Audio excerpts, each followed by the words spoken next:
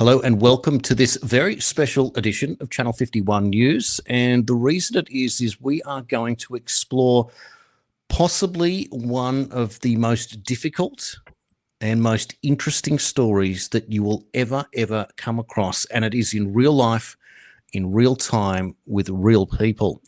And we're going to explore MK Ultra as it was or even is in Australia. That's right, in Australia.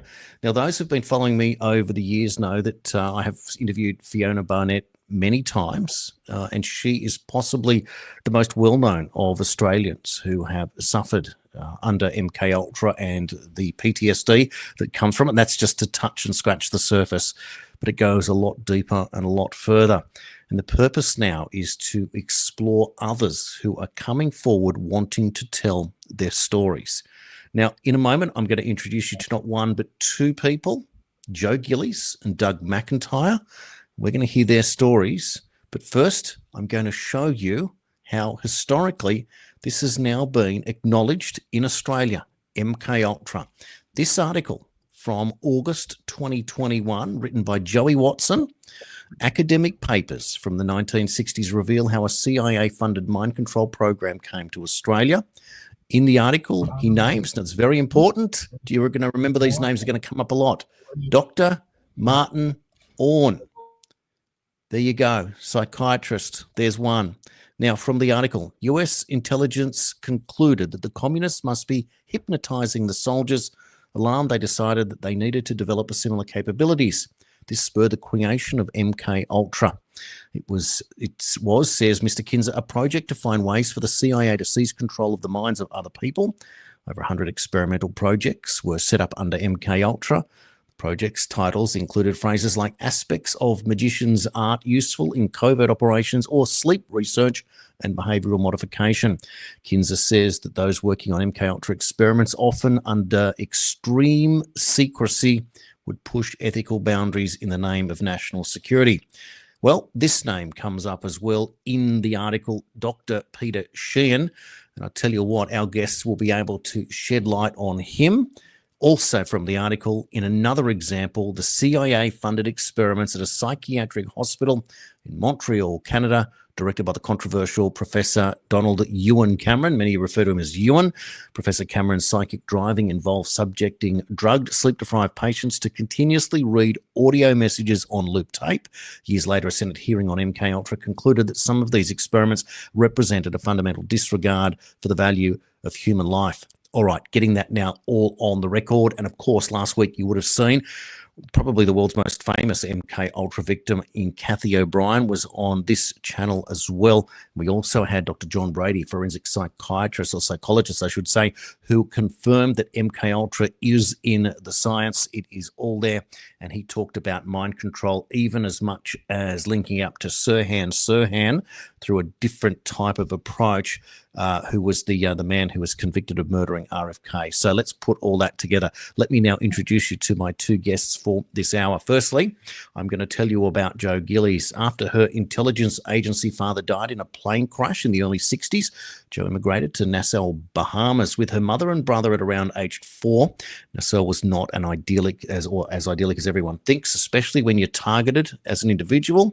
She's not only a survivor of severe MKSRA, that's satanic or ritual abuse trauma, but has come to heal and is still healing from it all. Remembering earlier memories of sexual predatory abuse at the hands of the church minister and Sunday school cult satanic abuse rituals, she's unraveled many more memories over the past few years from those dark times in the Bahamas. One of them is MK Ultra experimentation and cult voodoo trauma-based mind control. Researching and exposing the darker lies of this planet as humans call home has helped her to understand and frame why MK Ultra and SRA exists. Understanding the impact of severe trauma on the mind-body-spirit connection within us has led to a myriad of healing journeys to rise above and thrive. They're Joe's words. Now, Doug McIntyre was born into a cult family at St George Hospital in Kogarah, New South Wales in the early 1960s. At this time, St George Hospital was connected to the Sydney University and was working with Martin Orne from the CIA, Doug's words, and conducting their MKUltra experiments in Kogarah. He was one of the children subject to those horrific experiments of trauma-based mind control, especially how to make colour TV, which was to come out later in 1975, more mind controllable for the masses.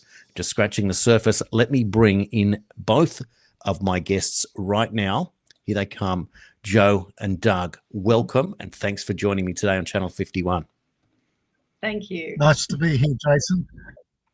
Well, lady and gent, reading those bios, and I've only just sort of summarized and scratched the surface, to look at you and to see two normal human beings compared to what we saw there is alone. It's almost shocking just the same. You look like normal people. But what you've been subjected to is anything that nobody could even accept.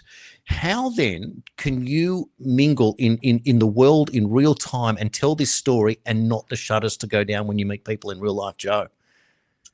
Well, look, it seems so fantastical to the average person.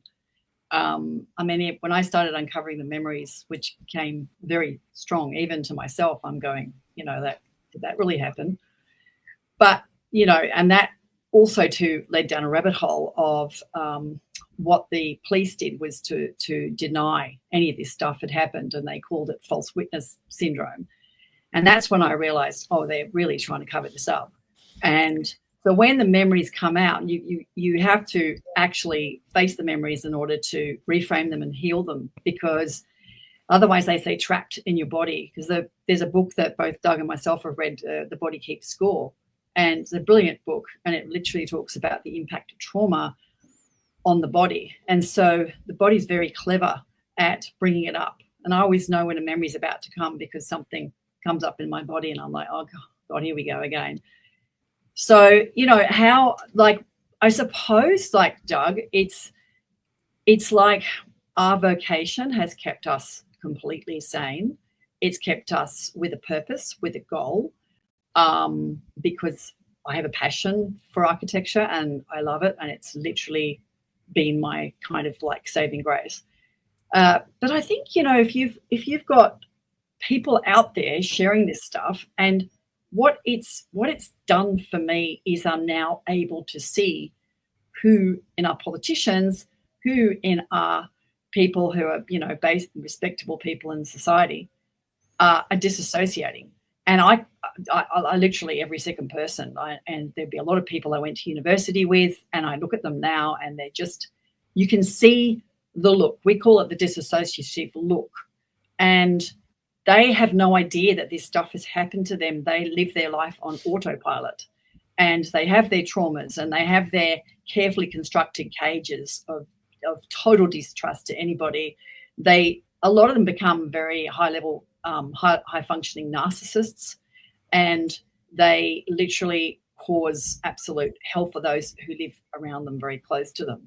So, when you're an empathic person and you come out of this stuff, you actually, you start to unpack it. And I think unpacking it, but you have to unpack it and you've got to feel it. There's been the stuff that I endured in the Bahamas, for example. One of the first gruesome memories came back while I was in India, and I was doing a Buddhist pilgrimage, and I climbed up to the Buddhist, where the Buddha was meant to have downloaded all his amazing wisdom. And they were chanting and I was chanting, and chanting gets you into, it can actually help to bring on release or relief from, blockages of memories. And the memory was, and, I hope the listeners are okay with this, but in the Bahamas, there was a lot of stray dogs on the island and a lot of hens and chickens that used to just run around.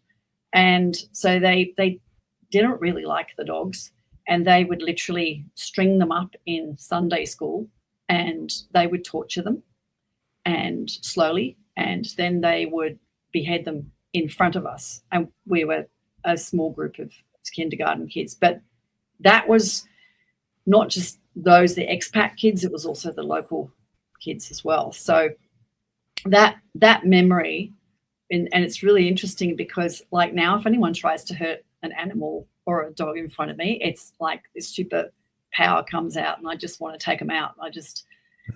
You just crossed a line, don't do that. But also too, one of the programs that I was programmed with was savior complex, savior programming. I have to save everybody. And that was really hard to break. And a lot of that came back in, so there's an island close by. It's actually a very well-known island within the Bahamas. It's called Andros Island, and it's a deep underground military submarine base where they used to do a lot of experimentation, and it's right in Atlantis. And, you know, there's other stories of other survivors who corroborated this place as well, which is not just me. And, you know, I was taken there a lot. There's tunnel systems underneath there and the channels. There's ancient technology there. You know, there was, you know, facilities there that will probably make the average person's toes curl or make a horror movie look tame. So, but I just too, and I have kind of, I don't know if I've actually answered your question or not, but I thought perhaps maybe if Doug, you know, jumps in, then I can jump in, you know, after. Well, thanks, Jo. And that was just incredible, just the same time, to be able to explain, because there is a flushing I can feel of this information that's coming forward. And what I'm trying to do is for our audience is to try and map out a narrative that's explainable and understandable, because there is just so much information. So, Doug, technically, if we go back to the beginning, what I was trying to do was to work out your bio versus your appearance don't match. You look like normal, beautiful people living a normal, beautiful life, and your background is anything but. How do you match in society? How do you fit in, and how do you introduce yourself and your story to the wider community? Because you can't live in a box and in a shadow and in denial. So how do you do it? Well, it's been very difficult, Jason. So I've had a lot of issues with society. Like Jo, you know, I went into architecture because, you know, I'm dealing with people's dreams, basically, so I can live in my head, in my imagination, which is safe. I've had a life where it's very difficult to be in my body. So going through puberty was absolutely horrendous for me. I became selective autistic for about 9 months, where I couldn't talk because I felt like I was turning into a perpetrator. So I had blocked a lot of my sexual abuse till about my mid-20s, but I'd always remembered a lot of the violence. The violence was off the charts. And I always had massive issue with groups, because normally when I was the center of attention of a group as a child, you know, someone was sacrificed or something like that happened, you know, bad things happened. So for me, even walking across a pedestrian crossing, I'd have anxiety attacks. I could cover it, but it was difficult. You know, for a period I went to church, much to my parents' disgust and horror. My whole body would start almost convulsing. Same if you know, I was on a bus or public transport, you know, my body wouldn't cope. And in my early 20s, because I put myself through uni, you know, I remember screaming at myself, what's wrong with me? Because I felt I was dragging this ball and chain of emotion around every day, but it had been blocked out. In fact, you know, they tried to wipe my memories of some of the things they'd done to me. And when my daughter was born, when I was 30, because I got married, had 2 kids, and I was very good one-on-one with people, but any more than that, it was too much. And, you know, life has been uncovering why I've had the neuroses and psychoses and all the other things I've had. So I'm probably more normal now than I've ever been, if I can put it that way. But yeah, when my daughter was born, I was overwhelmed with sensations of death and thinking she was going to die. And, you know, my children to me was, you know, because my family was so horrific, were like a, you know, salvation to me. You know, they were my first normal family. But, you know, when Ellie was born, all of a sudden I started getting flashbacks of my father holding my hand on a knife while a little girl the same age as me, we were both 3, was being sacrificed.